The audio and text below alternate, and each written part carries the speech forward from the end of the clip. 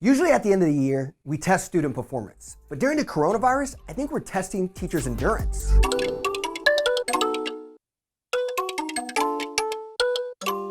Welcome back for what I hope was a good and safe Thanksgiving weekend. Fred, our video producer, and I decided to take a break last Monday as we usually record and shoot these episodes over the weekend.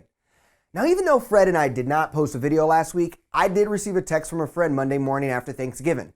I believe this friend is one of our 193 subscribers. Now, if you're not one of those 193 incredible people, make sure to click the subscribe button. We post weekly videos every Monday morning highlighting innovation and research trends in education. Now, the text from my friend was an article published in the New York Times called "Teaching in the Pandemic. This is not sustainable." Teacher shortage, retention, and burnout have always been a conversation and a top priority for districts. Still, with it coming up with the national press throughout the week, it seems timely to talk about a potential teacher exodus in 2021. Now, the National Education Association, the largest teacher union, recently published a survey where 28% of educators said the coronavirus had made them more likely to leave teaching and retire early. Among the poll respondents, 55% of veteran teachers with more than 30 years of experience said they were now considering leaving the profession, which is a lot of expertise and mentorship loss that is crucial to sustaining quality instruction. States are posting large numbers of teachers submitting their retirement papers. For instance, Illinois shared that from July through September, 566 teachers from across the state retired, a 45% increase from the same period in 2019. Teachers Retirement Association of Minnesota shows applications for retirement benefits increased by 35% in August and September of this year compared to the same period last year. What is also surprising from the NEA survey was the impact the coronavirus had on younger teachers.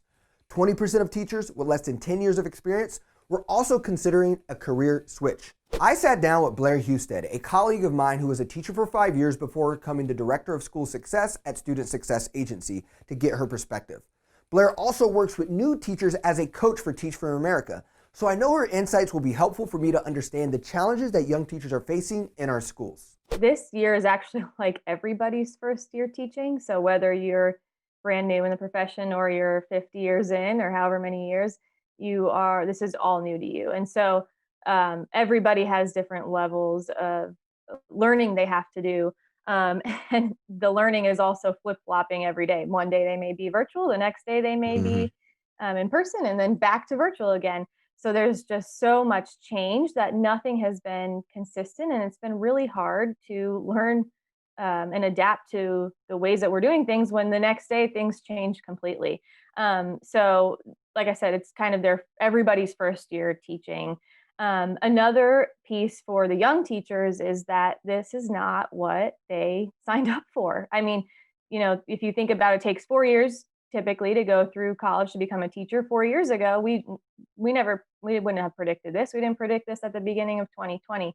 So you think about, all those years they spent in school dreaming of their perfect classroom, and they get there and they can't even have that. And they can't make what they think. They don't believe they're making the impact that they signed up to make. I believe that they're making a huge impact right now. And I think you probably do as well, and a lot of people do, but it's just completely different. I remember being a first year teacher and walking into my first classroom, and it was my space. It was, what I had dreamed of since, I wanted to be a teacher. And so the fact that they're not able to create that is really difficult. Plus, like I had mentioned before, just all the different changes that are happening, they're just kind of getting thrown into the fire. In the media and on every other webinar, the phrase new normal is often used to talk about the current situation. What I learned from my conversation with Blair was that what teachers are going through can't be seen as normal. Yes, teachers are putting in heroic effort to provide some normalcy to students, but they're also signaling that giving instruction in person and remote simultaneously is not sustainable. The question we need to ask ourselves, are we truly listening to their concerns? Because recently, teachers have created an anonymous bulletin to express their concerns to one another. Posts from an anonymous teacher speaks, which was launched just a few months ago, show anonymous teachers sharing their feelings like defeat, overloaded, terrified, ignored, frustrated, and on the brink of quitting. If teachers start quitting because they cannot be heard by the community or have a voice in school policy, this will continue to put a strain on our already low substitute teacher pipeline. In fact, some school districts have already had to go back to remote learning due to not having enough personnel so kids can be in the building. Norman Public Schools in Oklahoma created a volunteer position that allows community members to cover classrooms when substitute teachers are not available. If you're someone who's in a transition period or your job was impacted by the pandemic, lend your experience and skills to your local schools that desperately need your help.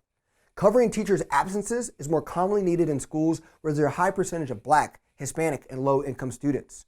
Researchers found that while teachers in disadvantaged schools weren't absent substantially more than their peers, their absences were more likely to go unfulfilled.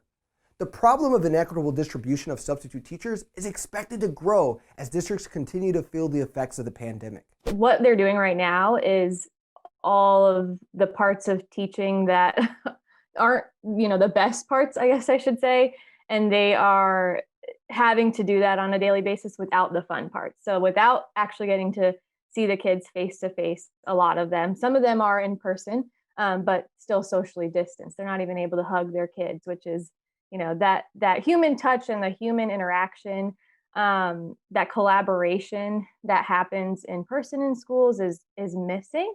And it can be replicated in a lot of ways virtually, but what's happening is a lot of teachers across America are being asked to do both. They're being asked to teach in person and teach virtually, which is double the work. You may think that lesson planning, when you plan for an in-person lesson, it's the same as a virtual lesson, but it's totally different. And so they're doing double the work, watching their students experience trauma and having to support them through that on top of double the work that they are used to. Yeah. There's just an overall sense of exhaustion amongst teachers. And I think some of that also comes with the fact that teachers don't give up or they don't give in. So they are so dedicated that they are putting in the work. They're not slacking at all, but there is a lot more work expected of them from society and from because the way things are right now. If we can't lend a hand as volunteers due to a legitimate fear of being exposed, then at this very moment, we need to empathize and lead with our hearts to give teachers and educators who go into schools grace rather than demands. As parents, community leaders, and taxpayers, we can use our voices to collaborate with teachers to get them what they need to succeed. You're already seeing this trend as many school administrators have to now regularly check in with their teachers to offer self-care benefits such as counseling services. Some districts are even going further by giving educators extra time every day and sometimes an entire day every week for pandemic lesson planning. This pandemic is allowing us to look at our policies on how we measured student success, teacher performance, and rethink what the future of school accountability looks like. Thank you for watching This Week of Education. If you know a teacher who needs your help, go and give them a text and ask them what do they need to succeed. That is a great start for all of us as these people are doing the essential work needed to build a better future.